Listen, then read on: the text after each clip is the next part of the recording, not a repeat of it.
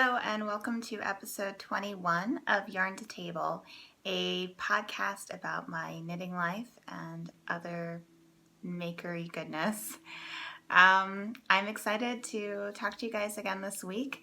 If this is your first time watching me, I want to give you a big welcome. I hope that you see something here that you like and that you'll subscribe so that you can join the conversation every Monday.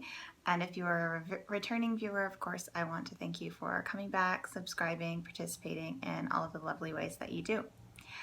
One of the big ways we participate is with knit-alongs, and we do have two going on right now. The Great Unravel, which I am co-hosting with Caitlin of Wool Jewel and Taylor of Wool Needles Hands, as well as the Summer Garment Cal, which I am co-hosting with Anna of the Dunkelgrün podcast. So if you would like any more information about those, there are posts for them in the Ravelry group, chatter threads and finished object threads, and all of the rules are there. And you can find the link to the Ravelry group in the doobly-doo. You can also find it just by searching for Yarn to Table. And if you would like to find me, I am on Ravelry as well as Instagram at Celeste Full. And I keep detailed project pages on Ravelry where you can find more information about any of the projects you see on this podcast. They also link via the blog posts tab on the project pages to these videos. So if you see a project and you want to watch the videos where I talk about that project more in depth, if they're in the past and you haven't seen them yet, you can find them that way. The only bit of administrative stuff that I need to do before we jump right in has to do with a cal that ended a little while ago.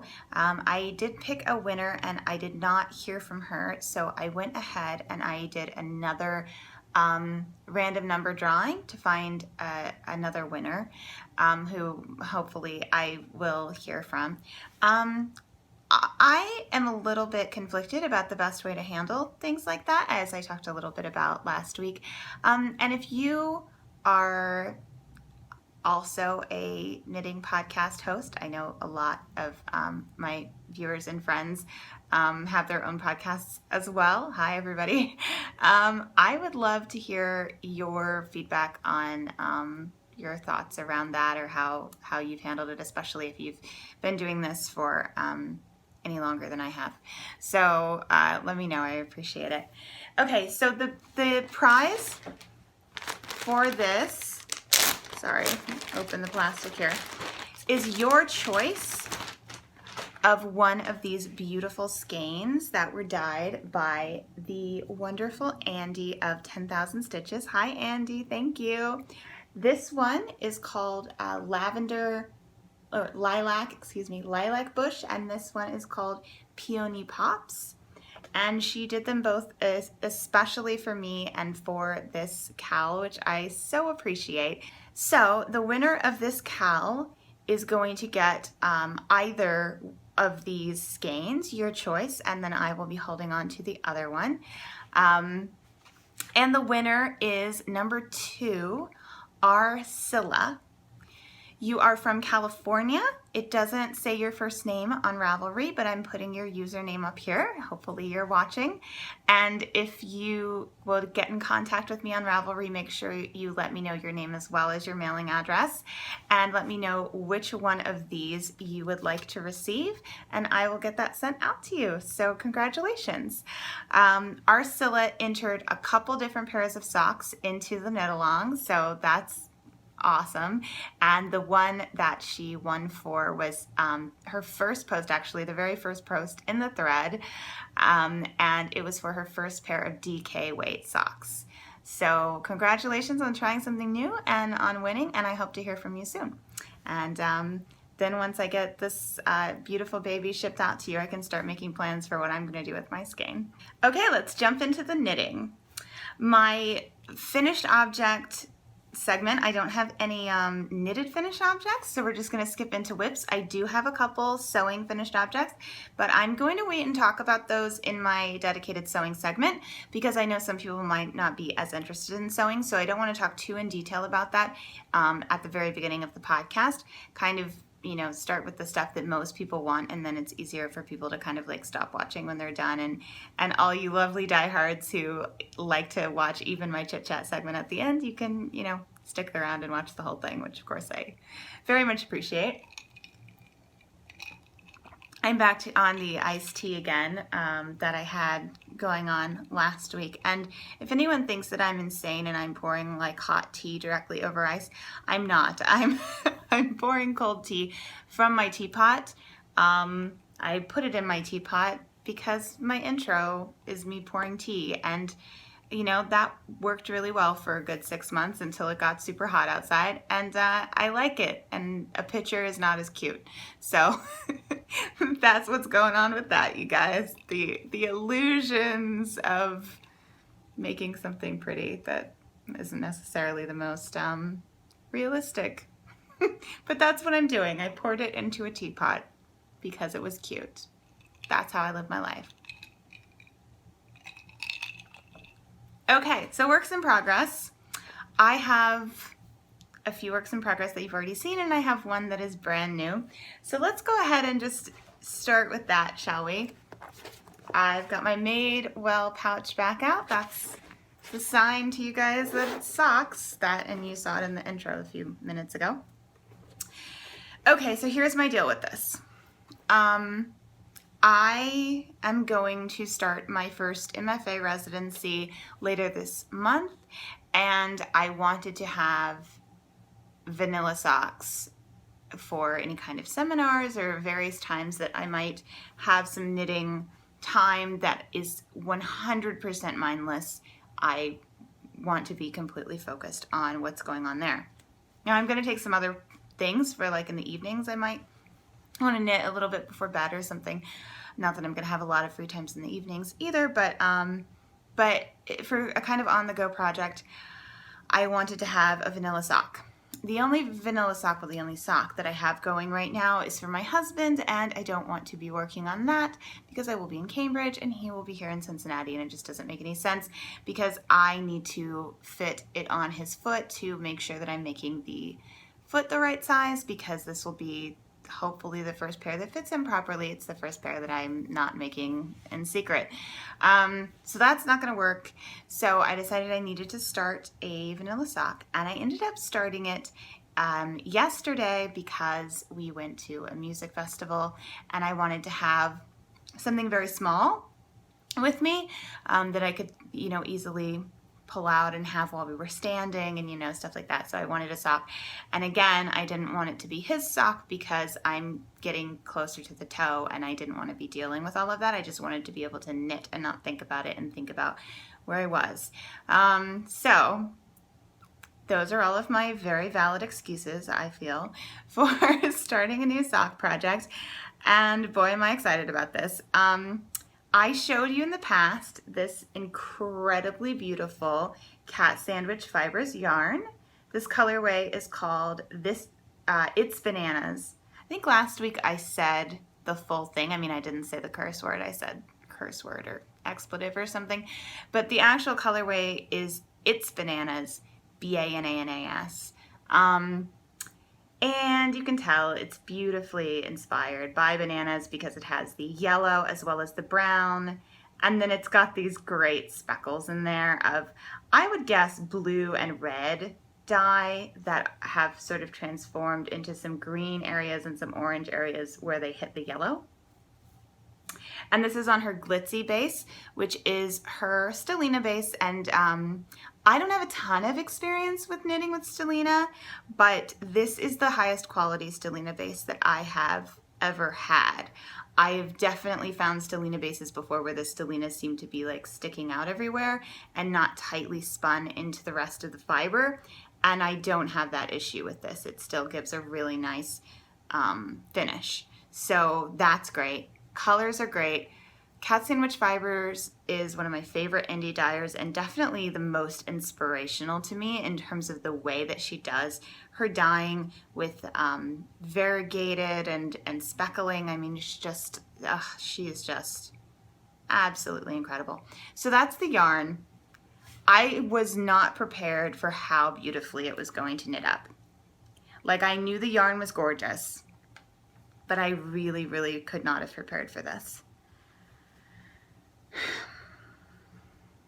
Are you dying? It's doing that great little mini striping thing that the longer sections of variegated yarn do sometimes. And it's just,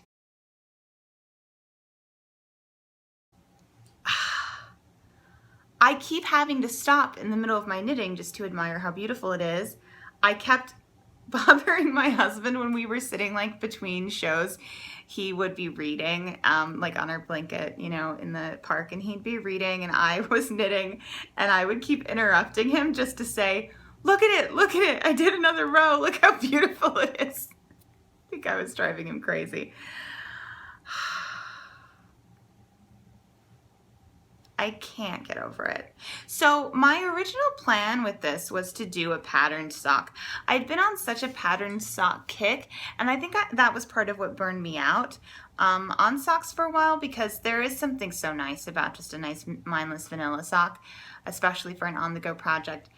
And I was planning on using this for the monkey sock for no reasonable reason, just that it was bananas and the monkey sock. I mean, honestly, it just seemed like a good combination to me, you know, on like a purely symbolic level. And now that I've been knitting with it, I'm so glad I decided to do it vanilla, because it shows off the complexity of the colors. And you know, the bananas, or the monkey socks, I mean, I've seen that done beautifully in variegated yarn. It's definitely a pattern that can take a variegated yarn, and there are certainly patterned socks that do just as beautifully with variegated yarn as with plain. But this specific yarn with the striping that it's doing, I think could not be more beautiful than in a simple vanilla sock. So I'm really, really pleased. I didn't know it was going to do this striping necessarily, but I did have an idea that just before I cast on, I just had this idea that I really did want to make sure it was vanilla. You know, I knew I was going to cast on a vanilla sock for the needs that I have right now, and it was between, you know, I was thinking about using a different yarn because I was saving this to do monkey socks, and then I just convinced myself, no, this is what you want to knit on right now, just do it, it'll be beautiful vanilla. And I am so glad that I made that choice. I hate when you start a project and you realize that it's a mismatch with the project and the yarn. And this wouldn't have necessarily been a mismatch with the monkey sock. It's just so much more beautiful vanilla, in my opinion. So I could not be happier about this. I'm probably not going to knit on it very much until I go to Cambridge.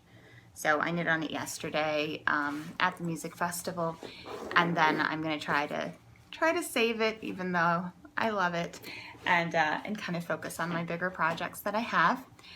Which brings me to my next whip in my French field bag, which, if you haven't seen before, my little enamel pins.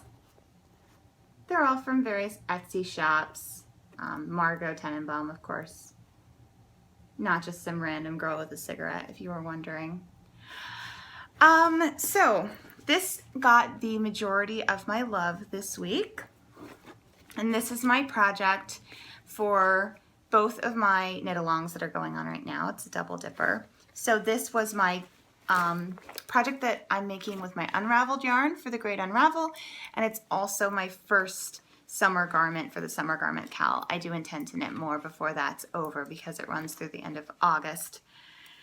And this is the ELA Tank, which is by Isabel Kramer, and it is from the Quince & Co. ebook Sparrow 2016. So, try and show this properly. Here are the shoulder straps and the sleeves. And I'm almost done with the body. So, I have done probably about like this much this week. I haven't had a ton of time to knit this week, and I'm recording a day early. So there hasn't been a ton of progress made on my whips, unfortunately. But, you know, I'm in that black hole period with this, and I'm definitely ready to get done with it. I love it. I love the way it looks.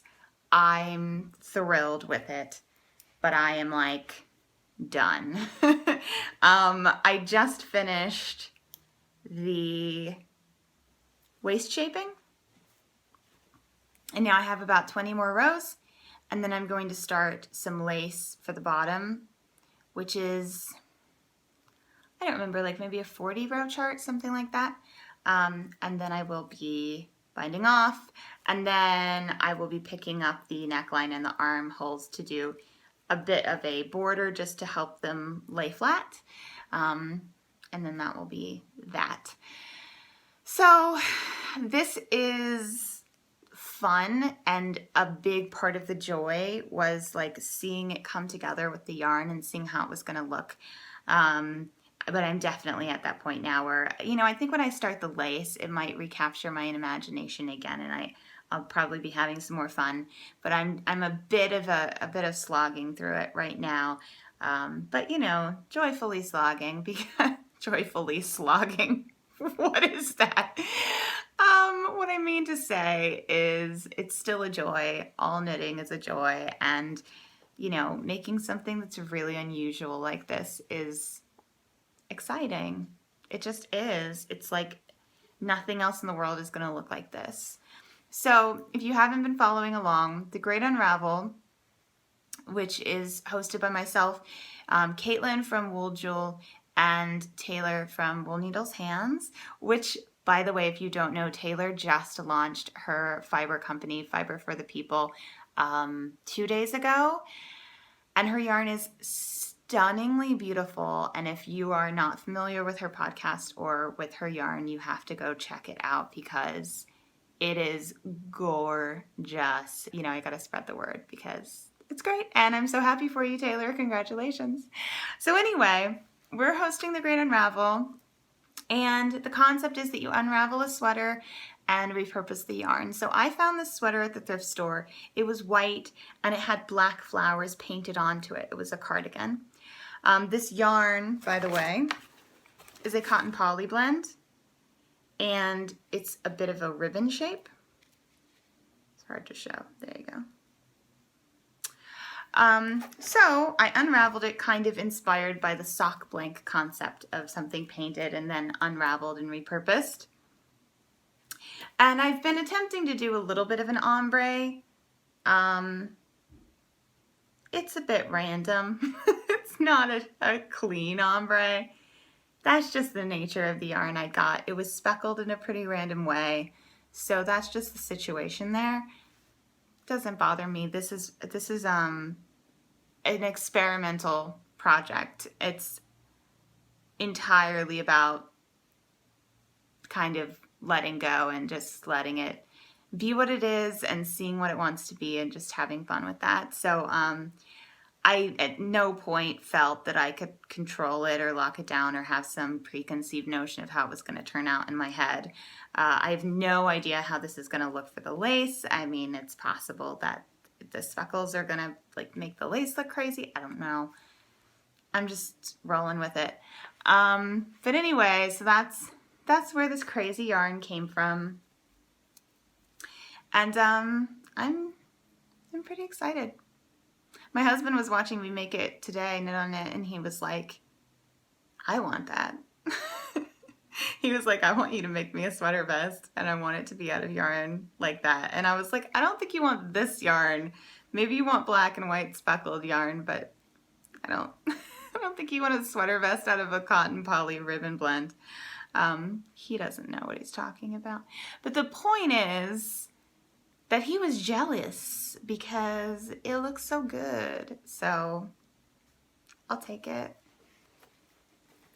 So that is what's occupying the majority of my time at the moment. I'll also show you this. I threw one of these in each of my main project bags the other day.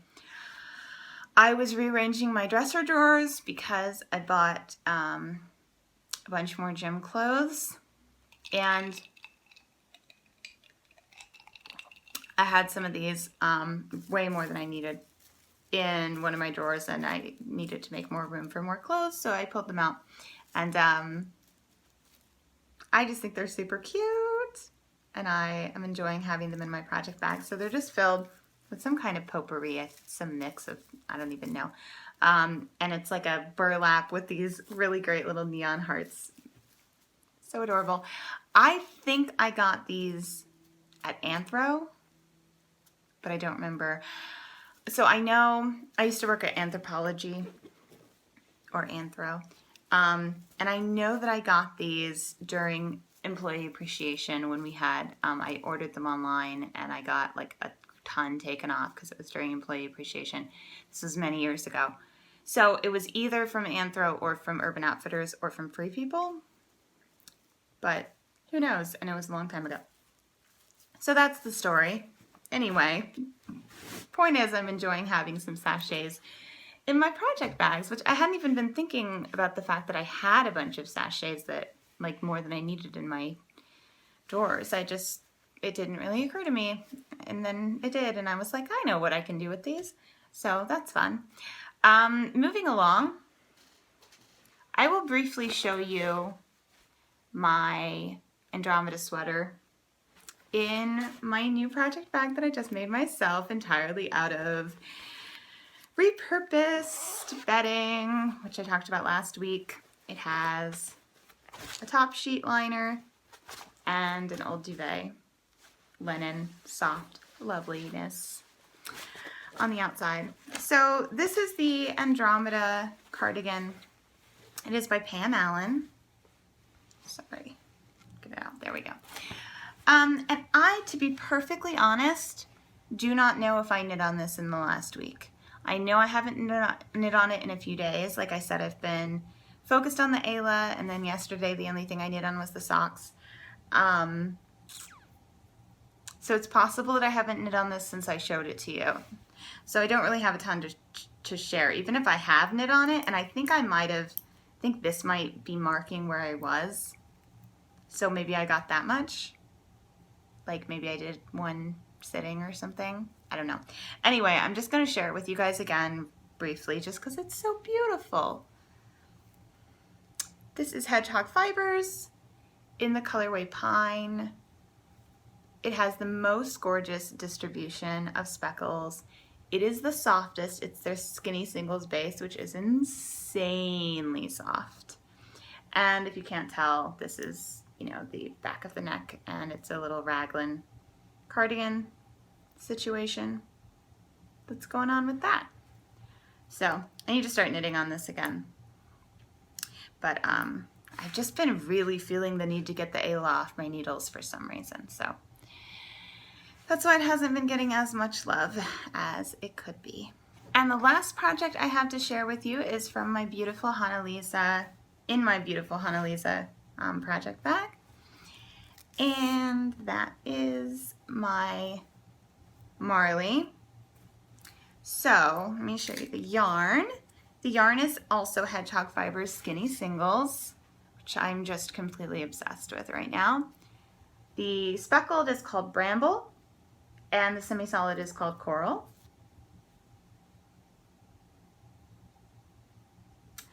And I am knitting the Marley by Andrea Mowry, which is a big, beautiful brioche shawl. Here is the underside, showing off that beautiful bramble. So, as I mentioned, I didn't knit a ton on this week. This is where I was when you last saw it. Part of that is that I started to have a crisis of conscience about my choice for which was the dominant color, which I touched on a little bit, having some regrets. I initially planned to have the bramble as the dominant color, and then I changed it to the coral, and then I started to regret it. And I felt that I needed to just take some time, set it aside before I knit anymore, and really think through whether I wanted to rip out the entire thing and restart with the bramble as the dominant color. I'm not going to say I'm 100% sure yet, but I do think that I'm coming around to liking the coral. I think I've done as best I can imagining what it would look like the other way. And I think I do prefer this way. You know, I wanted it to be an opportunity to make myself kind of frog something and make it how I really wanted it to be, because as I've said before, that's something I struggle with doing when I should do it. So I really wanted to make sure that I wasn't just continuing on because I had started and I didn't want to frog. But I also didn't want to frog and start it with the bramble again and be like, I preferred it the other way. So I really just took some time, and I've decided I do prefer it this way. So I'm going to keep going. Yeah. So there's not much to say about this other than brioche is the greatest thing in the world, and I don't know why I spend any of my time knitting anything else.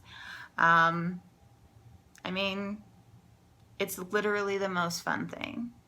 It is, like, you can say knitting something is like potato chippy, but this is literally like eating potato chips. Like, if you gave me the choice to sit down and eat a bunch of potato chips and somehow the calories didn't count, or to sit down and knit on this, I would still knit on this because it is more enjoyable than eating potato chips.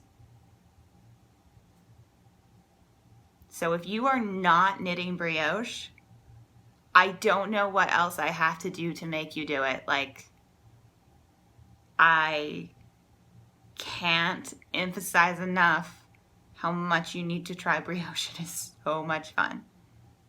Every person, Tommy was just talking about this on her podcast, Squirrel Pride Productions, about how I think she did brioche for the very first time just recently, knitting the Exploration Station shawl by Stephen West.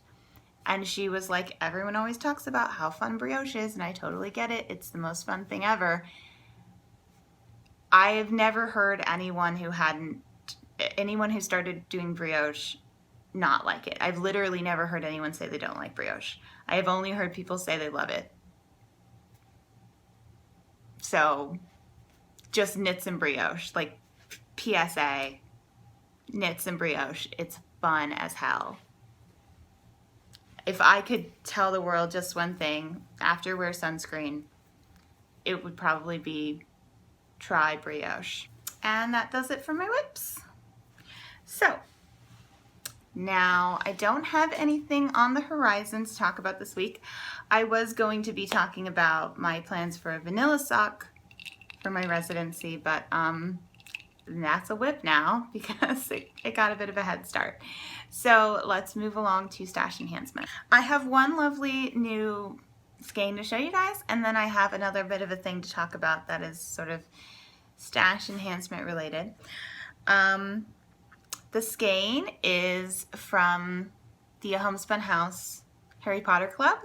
So if you're a member and you don't want to see it or hear about it, you should skip ahead. And now I'm going to show it. This colorway is called Weasley is Our King. And it's mainly this really gorgeous minty blue, but it's got these wonderful lime speckles, red, some bluish teal. It's got this great brown speckling. Really, really gorgeous.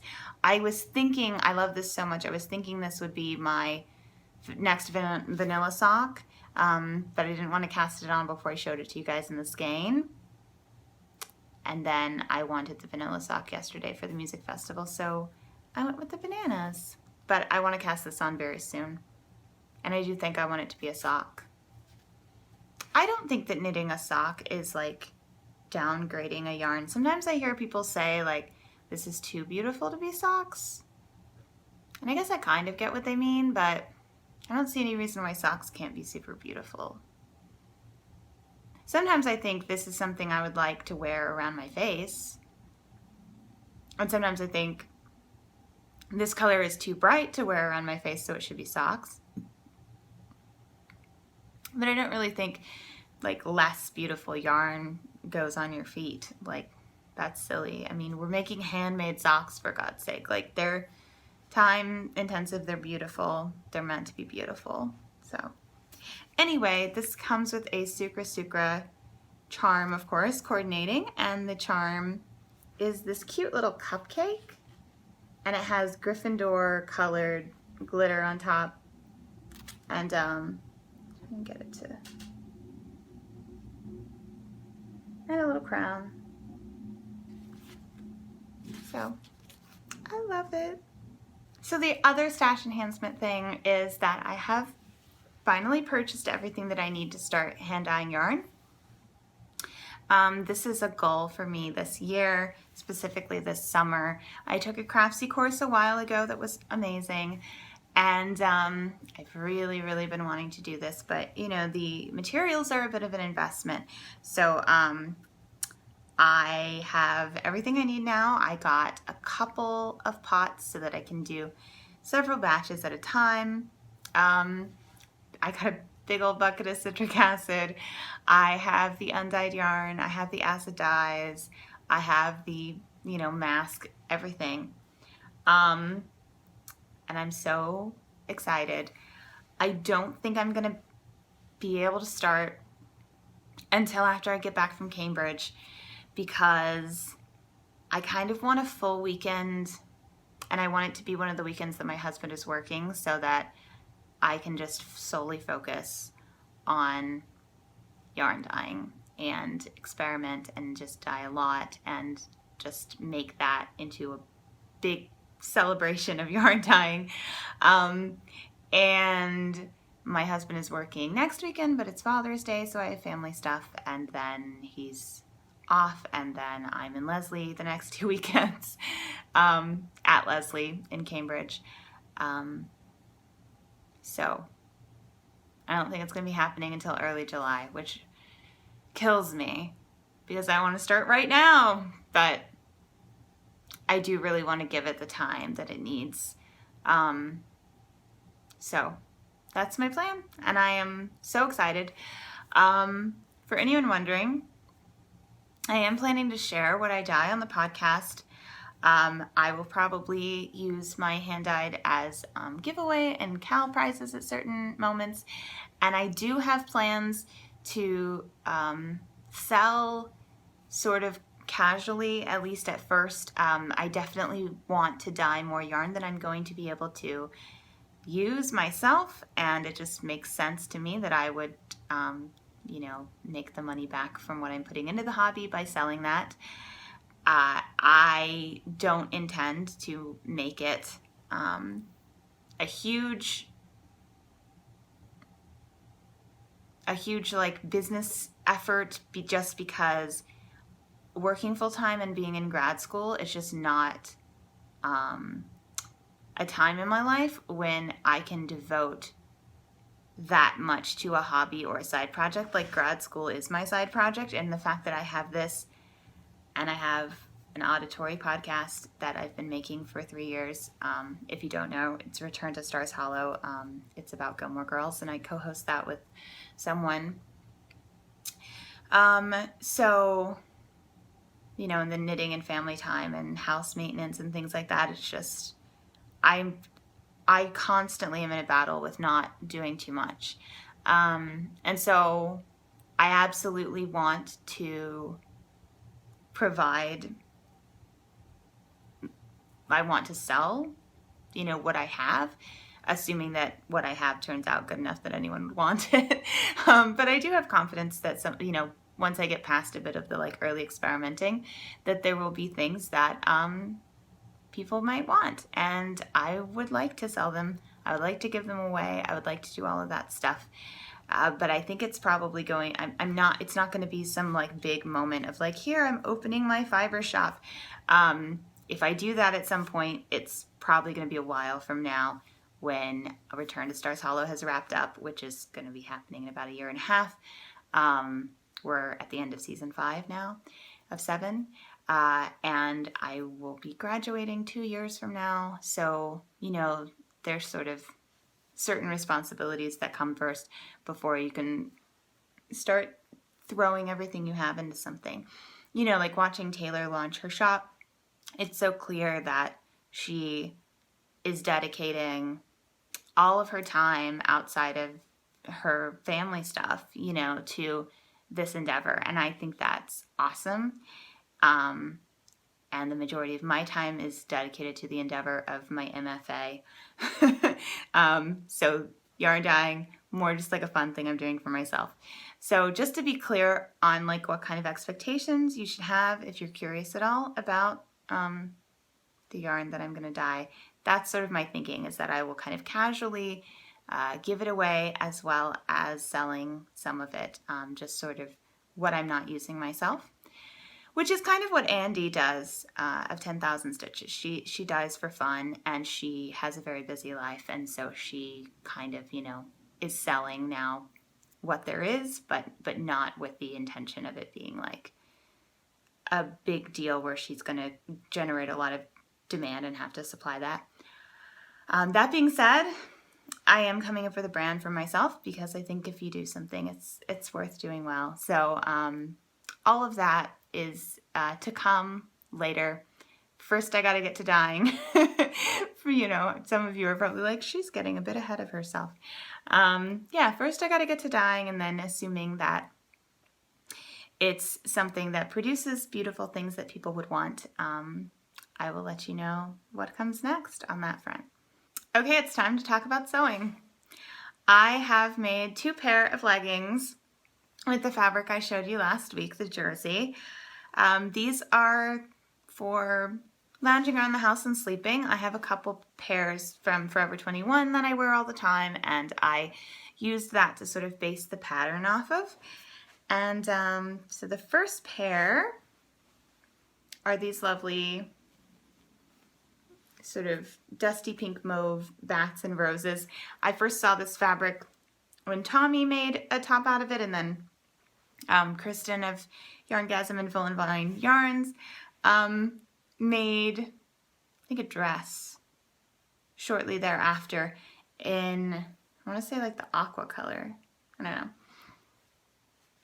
So I talked a bit about the fabric last week. It's like totally my jam. Obviously, I mean, it matches the walls behind me, so. And you have no idea how much I love bats. Like, I can't even talk about it. I sleep with a stuffed bat at night, if that proves it to you. Anyway, his name is Elliot. He's awesome. So I'll show you these a little bit. Here they are. I have elastic in the waist and just a once over hem, because it's jersey, it's not trying to unravel. This pair is made out of a jersey that is about the right thickness, the same thickness as the jersey in the leggings I based it on.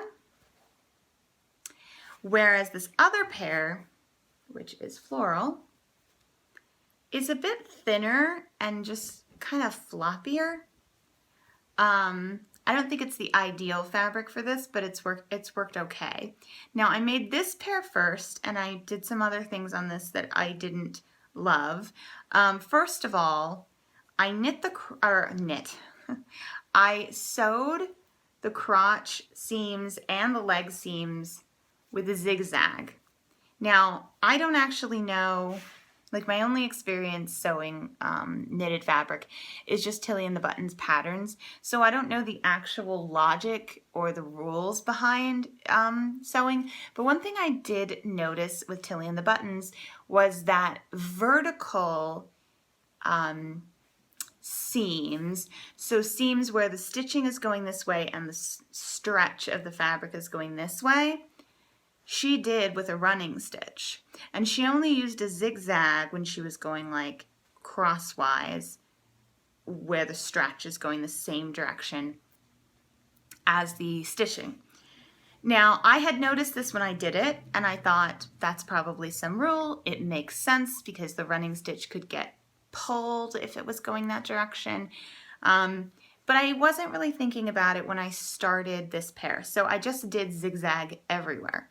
And what that created is these places where it looks like it's coming out. I tell you, it's not. If you see it on the other side, you can tell it's absolutely not coming out. But it is visible. And that's because it really should be a running stitch because it's vertical to the stretch. So I just did it correctly when I did the bat leggings, and I just let this be my little prototype that's, you know, not going to be great. I don't love that you can see that, but I'm also only going to be wearing these inside my house, so it's not a huge deal. Obviously, it would be better if I had used black thread. I'm completely out of black thread, and I wanted to make these. So that's, you know, it's not, I whipped these up in a few seconds. This was my pair to kind of learn how to do it on, and yeah, they're not as pretty. The bat ones look pretty good. These, you know, you can see the stitching, and but the bat ones, I think look pretty good. Like you can see the seam here. Where is it? There it is. You're not seeing anything because I used running stitch. So yeah. So these, I mean, I'm still gonna wear and stuff. If I find that I'm not wearing them, I'll get rid of them because that's just how I am. But I needed to have a pair before I, you know, kind of like ruined this beautiful fabric. I needed to try it once. The other thing that's not perfect is that the way that I cut these out, I kind of did not give myself as much height in the back. When you do leggings or pants or something, this distance from the crotch to the waist is higher in the back because you have to curve around, you know, what your body's like back there. It is higher on these, but it's not as high as it was on the leggings that I was basing them on. I just got a little bit lazy drawing out the pattern, and what can I say? It just, you know, if I had spent some more time on it, they would fit better. But because they're like a jersey legging, there's a lot of room to make little mistakes like that and have it not be that big a deal. So all this really means is that they're just a little bit lower writing than the ones that I based them on. The ones that I based them on are super high-waisted, so these are just more mid-rise, and it's not a big deal. Yeah, and they are really cute. Okay, so that brings us to our chit-chat segment. I'm gonna pull out my vanilla socks for these, or my banana socks. I kind of want to call them my banana bread socks. I don't know why I'm feeling that urge. It's like the brown in them or something. Anyway, and we'll talk. So, this is my segment where I kind of share what's going on in my life, or things that I'm thinking about, or what the case may be. First thing I want to talk about is the music festival that I went to yesterday that I mentioned when I talked about the sock. So it's called Bunbury, and it is our local music festival here in Cincinnati. It's down at this park called Sawyer Point, which is right on the river. So you have these like bridges going over you, and the river's right there. And actually it was so gorgeous. During one of the sets in the afternoon, there was just this milkweed blowing in off the river, and it was just like drifting above the audience and in front of the stage, like sort of upward drifting snow. It was just magical. Everything about the festival felt magical to me. So we had not gone in several years. The last time we went, we had 3-day passes, and it was like there were so many bands there that we wanted to see, and we were thrilled. We went every day and we saw all these bands, and it was like a huge to-do. Since then, there haven't been any bands that I've been that excited about, so we haven't gone.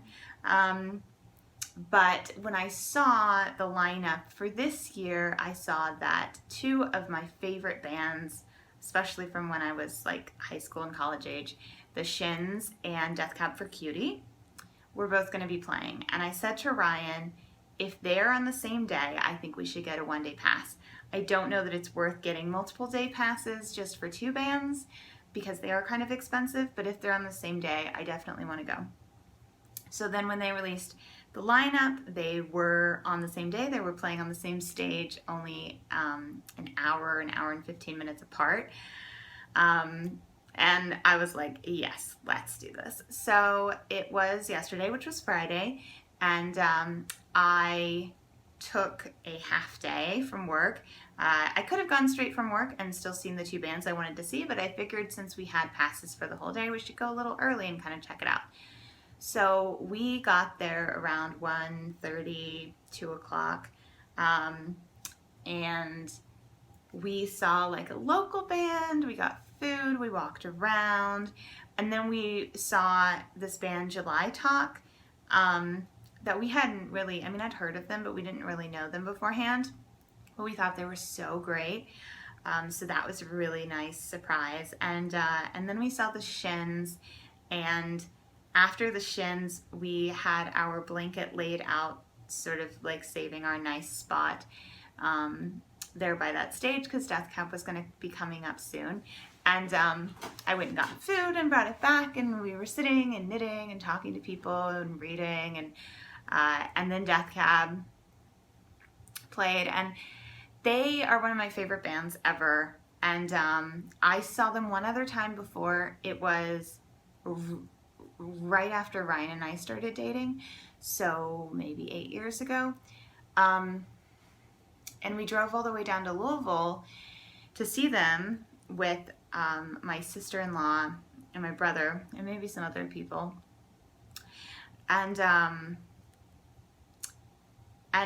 it just wasn't the best experience because Ryan was, I don't know, he was just in a mood or something that day, and he was like, he wasn't into it and he wasn't having a good time, and it made it impossible for me to have a good time, and it became this like fight, and it was like a whole thing. And so I was really excited to get to see them again. Also, they've put out several albums since then, so you know, they have more music that they're playing. And I was like, Ryan, how often in life do you get like a second chance to, you know, do something that you know, different than you wished you had done it? Because, you know, we had driven to this other city before to see this band that I really cared about, and I felt like he made it so that I didn't get to have a good time.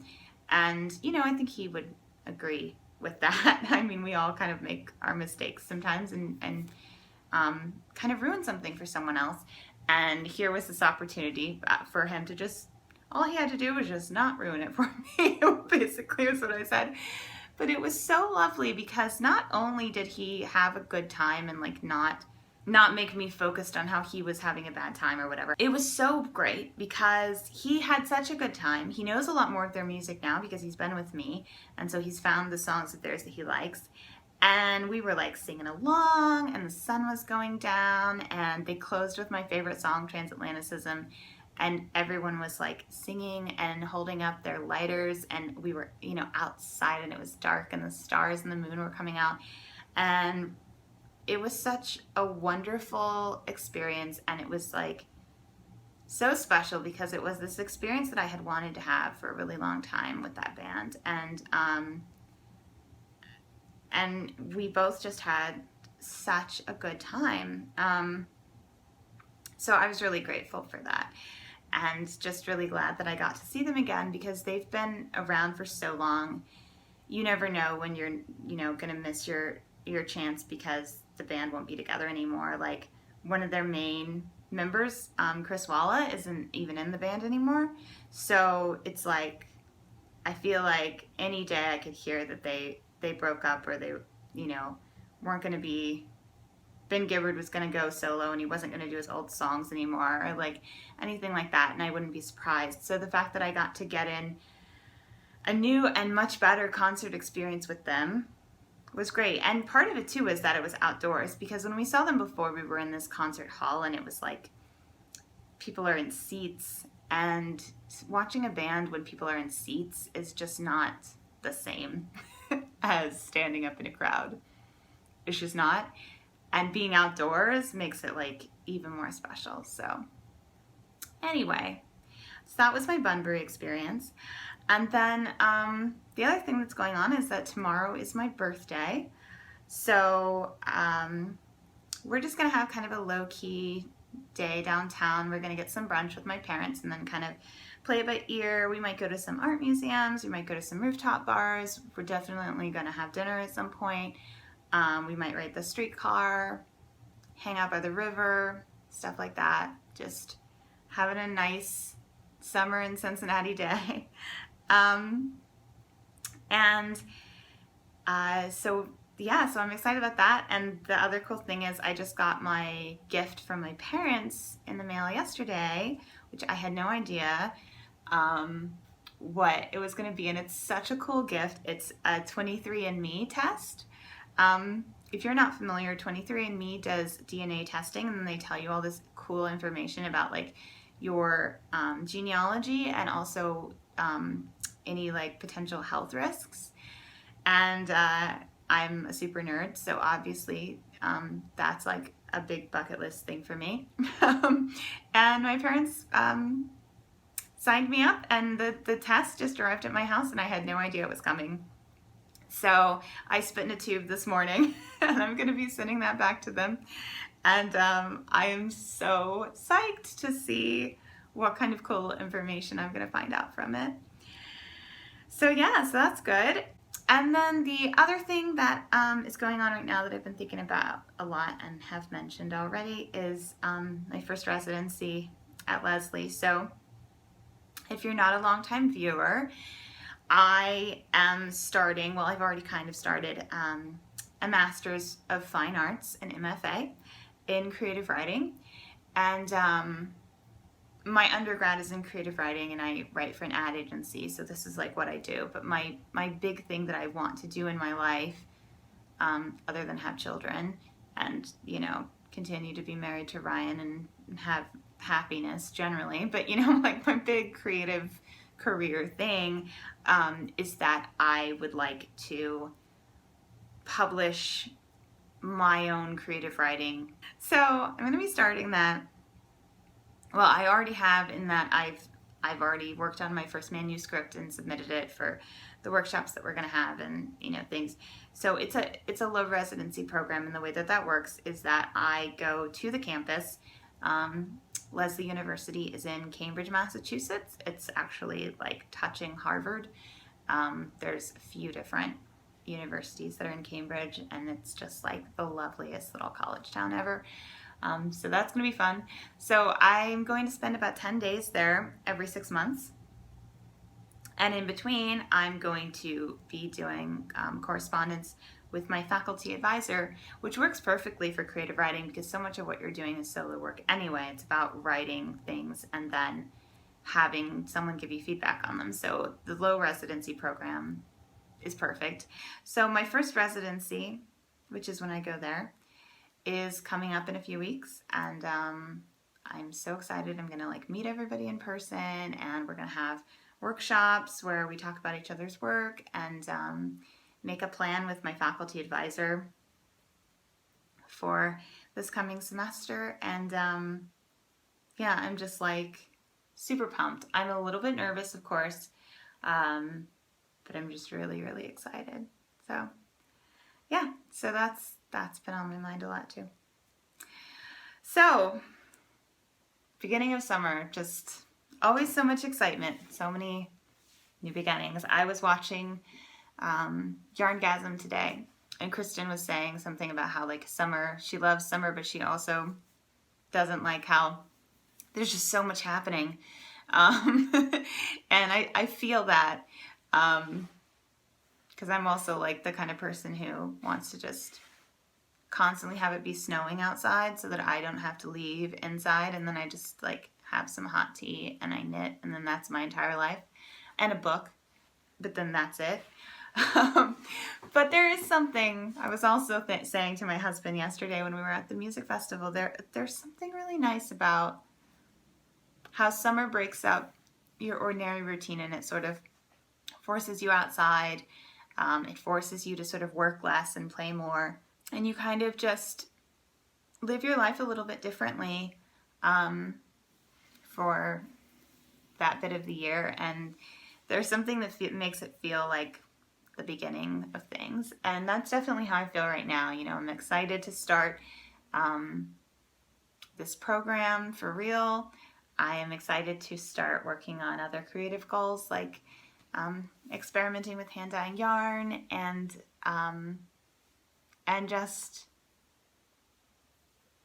excited to see where all of those things lead. So it's an interesting time. I hope that your summer is kicking off to an exciting and productive and enjoyable start.